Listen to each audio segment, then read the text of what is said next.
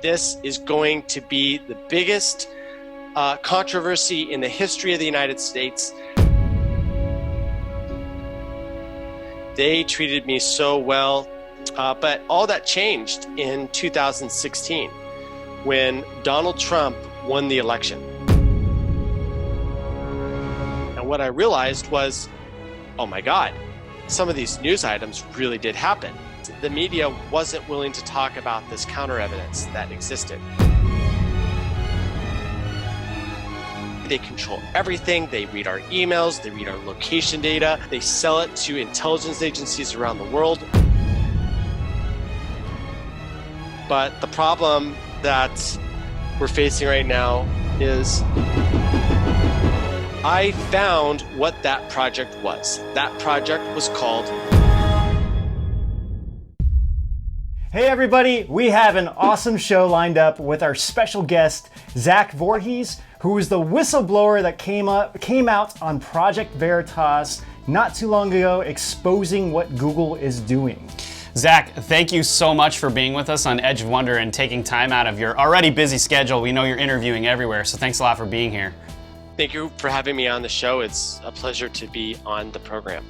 So Zach, let's just kind of jump right into it. What made you decide to really come out and do this? Because I mean, obviously, now that you're kind of exposed, I mean, your whole life has changed. So why don't you explain a little bit about what's going on and how and why you decided to come out? Yeah, so I've worked for Google for 8.5 years. I started off with the Google Earth project, and then in 2013, I started working on one of the YouTube projects that was involved with taking YouTube and putting it on the game consoles and the TVs. I specifically was involved with the PS4, the Nintendo Switch, and the Xbox version of YouTube. And, you know, everything was really great with the company. You know, the media has been talking really good about Google and how they take care of their employees. And let me tell you, all of that is true. They treated me so well. They gave me free lunches. They gave me free breakfast and dinner, massages on your birthday. You got to work on a 20% project, even though they kind of scaled that back in the later years. Everything was great. And by the way, I was getting paid like $250,000 a year to, you know, basically live at the company and do, you know, my coding magic. But all that changed in 2016. When Donald Trump won the election. Now, I've lived through a few disappointing, you know, presidential elections where the person that I, you know, wanted to win didn't win. And my general philosophy is, well, that's just democracy. You know, suck it up and try again in 4 years. And I assumed that that was what was going to happen in the unlikely event that Trump would win. But that didn't happen. The company kind of held like an emergency TGIF after Trump won. And oh my God, like this meeting was absolutely eye-opening. And the reason why it was eye-opening was because of the things that the C-level executives were saying about the election. Sergey Brin said that the election was personally offending to him.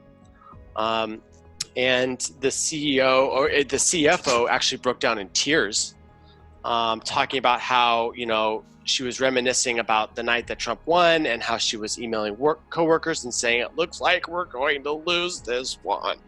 And I'm like, what? What do you mean we're going to lose this one? Like, someone else is in power, your guy didn't get in, or your woman, and try again next year. But no. They were not acting like, well, you know, that's just the way it is. They were acting like this is a really bad situation and America's about to like go down the tubes.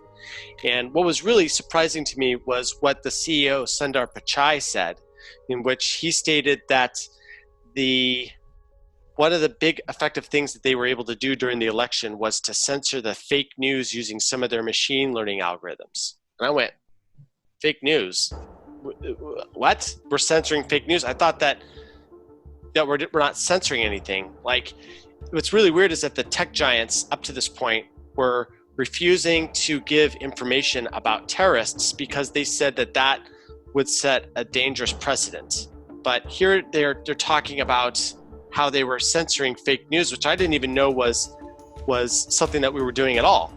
And so I just started researching because I was like, well, if they're censoring fake news, then there's someone deciding what fake news is. And, Google was a pretty open company. They're not so much anymore. But at the time, they were really, really open. So all of their design documents about this fake news suppression was readily available. And I, as a full-time employee, had access to their public internal documents. And so I just started researching. And I was like, what's fake news? How do they define it? Oh, here's a slide deck. And I went through this PowerPoint presentation, and they're listing examples of fake news that hit the Facebook trending section. And what I realized was, oh my God, some of these news items really did happen. Wait a minute, why are they using examples of news items that had happened? And let me give you an example of what they considered was fake news. They considered that Hillary Clinton running weapons to Benghazi in order to arm ISIS terrorists was something that was fake news. And as someone that's been researching this stuff for a while, I went, no, I think this actually happened. There's like a huge thing about it. There's piles of evidence that shows that Hillary Clinton did in fact run weapons to Benghazi to fund and arm ISIS terrorists in order to destabilize the country of Syria. And so I was like, okay, something's wrong here. I need to look in further because if they're now deciding that something that is real news is actually fake news, then there's got to be a mechanism downstream of that in order to filter it from the internet. I found what that project was. That project was called, get ready for this, Machine Learning Fairness. Why? Using those in the same phrase, just what is that? Yeah. So apparently, according to Google, the internet was inherently biased and racist and misogynist, and that the self-appointed, arbiters of freedom and peace and prosperity and equality of justice had elected themselves to be the people that would filter the internet. Oh, I was just gonna say that reminds me of Mars attacks when they're coming, they're like, we come in peace, and they're killing everybody, Yeah, exactly, right? So I was like, oh no, this is gonna get bad. And I went, why are they doing this all for Trump? This seems like kind of an overreaction because they didn't get the guy that they wanted or the woman in the presidency. And the thing is that they're making a huge deal out of Hillary Clinton not winning the presidency. Okay, I get it if you had some really great person that you wanted to win and they didn't. But Hillary Clinton, are you kidding me? This is the weirdest circus about this whole thing, is that Hillary Clinton was the reason why they were upset. Wow. So the fake news started happening immediately when Trump was inaugurated. I remember that Trump had a record crowd for his inauguration day, but then the newspapers were all sending and sharing images of what looked like to be a totally empty field in front of the president. And they said, oh my God, he's a liar, look at this. Now, I've been to an inauguration. I was in Barack Obama's inauguration, 2008, okay? I know. Yeah, so was I, Zach. I was there too. Well, I was at Trump's, actually. Yeah, you were there yourself. That it was crowded, right? Yeah. And because I think what happened was they took the photo before he went on. It was everyone was still gathering. It was at 8 a.m. Yeah, so the photo wasn't a complete photo. It wasn't a complete photo. They took it early in the morning. You could tell because everything looks really frigid cold and there's no sun out. And the thing is that everyone is crowded near the entrance of the gates. And what that told me was that they had just opened the entrance. People were flooding in. They were still, concentrated on one side, and they hadn't dispersed. So on day one, the media is colluding with themselves in order to broadcast a fake version of reality. And later, Sean Spicer had a press conference, and he says, "No, we stand by the statement that this was the largest inauguration. We got those numbers from the number of people that entered into the subway system." Photographs of the inaugural proceedings were intentionally framed in a way, in one particular tweet, to minimize the enormous support that had gathered on the National Mall. This was the first time in our nation's history that floor coverings have been used to protect the grass in the mall. That had the effect of highlighting any areas where people were not standing, while in years past, the grass eliminated this visual. This was also the first time that fencing and magnetometers went as far back on the wall, preventing hundreds of thousands of people from being able to access the mall as quickly as they had in inaugurations past. Inaccurate numbers involving crowd size were also tweeted. No one had numbers because the National Park Service, which controls the National Mall, does not put any out. By the way, this applies to any attempts to try to count the number of protesters today in the same fashion. We do know a few things, so let's go through the facts. We know that from the platform where the president was sworn in to 4th Street holds about 250,000 people. From 4th Street to the media tent is about another 220,000. And from the media tent to the Washington Monument, another 250,000 people. All of this space was full when the president took the oath of office. We know that 420,000 people used the D.C. Metro public transit yesterday, which actually compares to 317,000 that used it for President Obama's last inaugural. This was the largest audience to ever witness an inauguration, period, both in person and around the globe. I went, okay, well, this is really weird. And then the Russian collusion hoax started coming in. And the thing is that there was so much investigative work that was conclusively showing that the story that was being presented by the media that the Russians hacked into the DNC was had a bunch of contradictions and holes in it. But despite all this evidence, the media wasn't willing to talk about this counter evidence that existed. And so right from the get-go, I'm like, wow, there really is this collusion. These people that have been talking about this collusion conspiracy with the media, it looks like their model of reality is really explaining what's happening here. It was predictive. And that's how you know what a good model is that it's predictive. And so, this is what really motivated me, because I was like, well, if the media's colluding on this and then Google's part of this collusion, then there's some controller above the CEO level that's controlling this company. And so I started, that's kind of like what started this whole thing.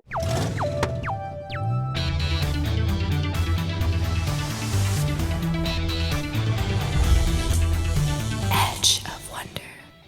I found out that their censorship regime was called machine learning fairness, and it kind of makes sense that they would call it something like that. Like, Project Dragonfly, which I've been stating a lot, was a fake censorship engine. And the reason why I believe it was fake was because, one, there's no information that I could ever find on it within Google's internal systems. And two, why would Google ever name something that censored the internet after a predator insect? Okay?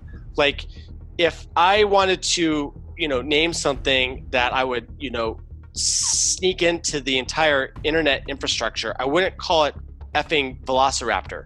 I would call it something like the Fair and Equalness Initiative, right? Because how could you be against fairness and equalness, right? Like that. Like it's built into the word itself to be good, and we have like a positive association with it. So this whole machine learning fairness like clicked in. I was like, okay, this matches the pattern of language that I've seen. One of my backgrounds is in psychology and mathematics and computer science, so I'm kind of like a little bit more sensitive to manipulations and propaganda. And like right away, I was like, this is it. This is what's going on. And I started digging and digging and digging who's involved with it, who's making it, who thought this up. The answer to that is that it was thought up in Stanford. It had been on a slow simmer for a while and then kind of got adopted into Google, and then they started like rolling it out as fast as they could. And so the rollout started to happen in 2017. And they didn't really try to hide it from the company. They kind of mentioned it a few times, and if you're a curious cat like myself, you could find out the whole system. But they didn't really try to hide it at all, which is part of the magic that they do. If they just sort of roll it out and they tell you that they're rolling it out and no one's objecting to it, then people are like, well, I guess it's just okay then, right? I guess this whole censorship engine is great, and if I complain about it, then I'm the crazy one, but that's not me.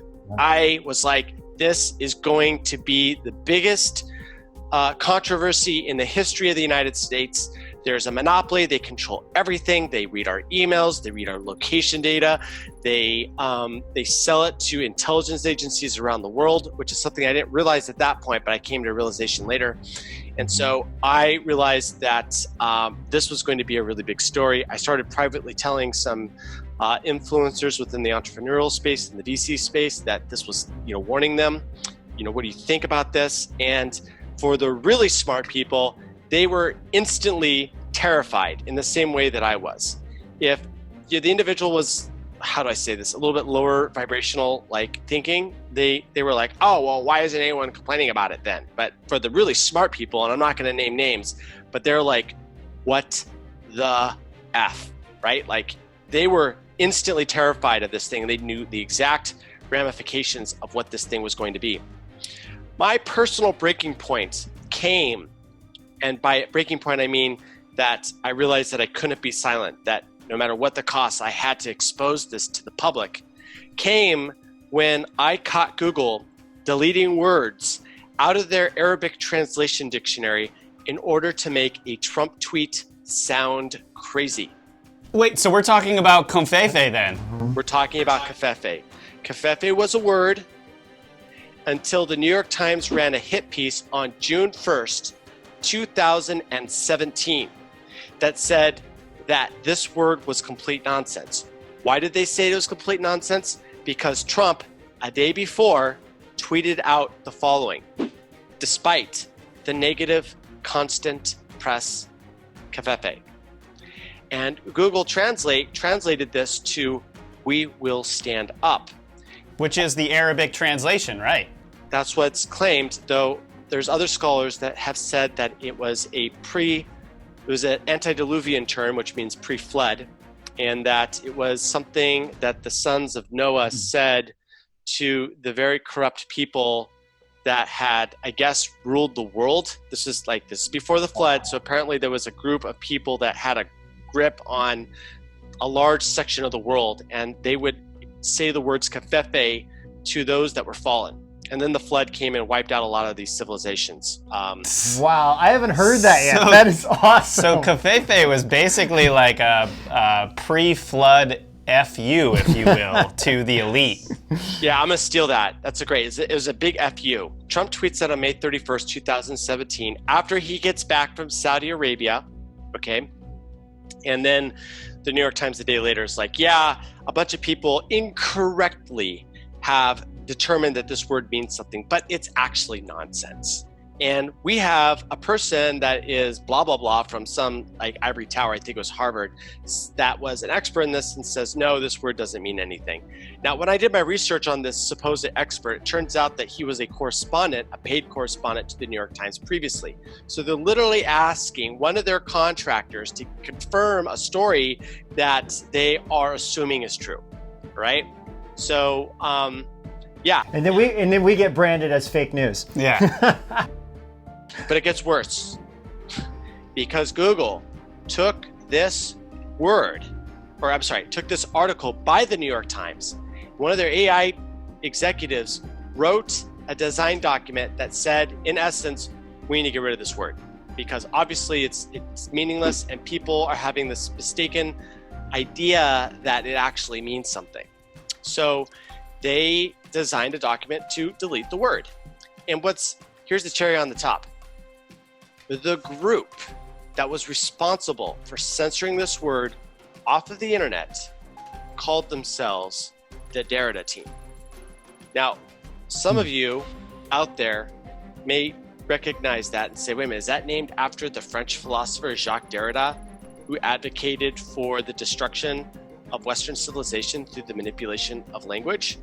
And my answer to that is maybe, right? It's a strange coincidence that they're naming their censorship team after the philosopher that advocated for it in order to destroy Western civilization. He also founded cultural Marxism and postmodernism, him and this guy named Adorno. They're all commies. Dude, it's crazy. Adorno. The more you get down into this research, you find out, yes, there's actually they're actually adhere to this idea of socialism, communism, the elimination of all classes, and then the hiding of information when that ends up murdering millions upon millions of people. Like, it murdered 30 million people in Russia after World War II. And this class division ended up destroying like 70 million lives in the Chinese Cultural Revolution that was founded after this Marxist ideology. So these philosophers are very much in line. They're like Marxian, right, in their thinking. And so they kind of like spawn from this branch of, we need to like overturn, Christendom and the capitalist society, and in order to bring a one world government utopia called internationalism. Which is crazy because we did a whole series on communism, and in our second episode we basically showed everyone how the doctrine of Adam Weishaupt and the doctrine of Karl Marx were basically one and the same, that they were pushing the same thing. And the history goes back to the first Bavarian Illuminati, which then ends up being the blueprint for what is now the modern day brainwashing apparatus, which is socialism and communism. Well, yeah, and then on top of that, then you have eugenics that falls right into the whole like the deep state apparatus, the whole plan of the deep state, right? And that's another thing everyone's bringing up. I mean, this can go multiple directions, but it's like we did a whole episode also exposing all of this in the drug epidemic. And what we were realizing is that, because a lot of the questions, because I used to work in the media, and a lot of the questions the police would always bring up are why are the drug dealers killing their own users? Like, this didn't make any sense to them. And this question was burning in my mind for months. And when we started doing the show and really research this, it really hit me. This is all about eugenics. They don't care. It's not about the money. It's like they want to get everybody addicted at a young age. They just kill off these people, and eventually they form their one global government, and it's like we're just the slaves to the system. Well, and to clarify, it's not just about the money, because money is a huge part of what they control. But then there are even. But they don't care. It's like, hey, if you die, somebody else is right there that's going to start using drugs, and it just gets rid of one less person on the planet. Yeah, that's the operation. And it's like we're in this like the whole global warming thing too. It's like all these things are going on, and people are gonna die, or everyone's like dying, and we need to do all these different things, and it's like you start looking into who's really being vocal in the global warming situation, or whatever, global climate change, whatever word they're using now, and it's like it's the same companies that are involved with a lot of the pollutions are the ones like you start looking at the Rockefellers and all these different other names that are sponsoring climate change, but at the same time they're also controlling a lot of the oils and everything else that's behind the scenes with all of this. So when you start really taking a step back and really looking at the world and seeing how everything is run, and then seeing how the AI, the algorithms, Google, all this stuff kind of works together, it's just mind-blowing, and I think it's hard for people to accept, but that's one of the reasons why we're doing our show, is to break this stuff down and present it in a way where people can understand it, and also to make weird, there's a lot of weird stuff out there, and the mainstream media doesn't give it a shot. So why not give it a shot? Put out research and let people do the research for themselves and come to their own conclusions. Why can't we have a conversation like that, right? Well, they don't want it, because the thing is that the only way that a consensus works is when everyone overwhelmingly agrees, and everyone that disagrees with that is ostracized, demonized, and made to sound crazy. And this was proved in a psychology experiment in the 70s called the Ash experiment. And what they did was they had this experiment, it was run, and someone would volunteer with a bunch of other people, and they would go into the experiment, and then the instructor would then paint two lines on the chalkboard and say which line is larger than the other. Now, almost every single person gave the wrong answer except for one. And as it turned out, the other volunteers were actually actors themselves. So there's there's actually one volunteer, and all the other people that they think are also volunteers are actually actors. All the actors are giving the wrong answer. What do you think happens to the real person when it's his turn to give an answer? He also gives the wrong answer 66% of the time.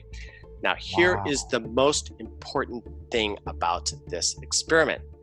If one other person gives the correct answer before the volunteer is able to answer, the consensus effect collapses, and the person now gives the correct answer most of the time. So what happens is that in order to have this phony consensus, you need to vigilantly crush anyone that's giving the right answer, or else the illusion is broken. And you see this pattern. Once you recognize this pattern, you start searching for the dissenters in every single thing that the media says, right? Like, oh, global warming is going to like kill everyone, right? Like, okay, well, what do the dissenters say? Oh, it turns out the dissenters make more sense than the people on TV.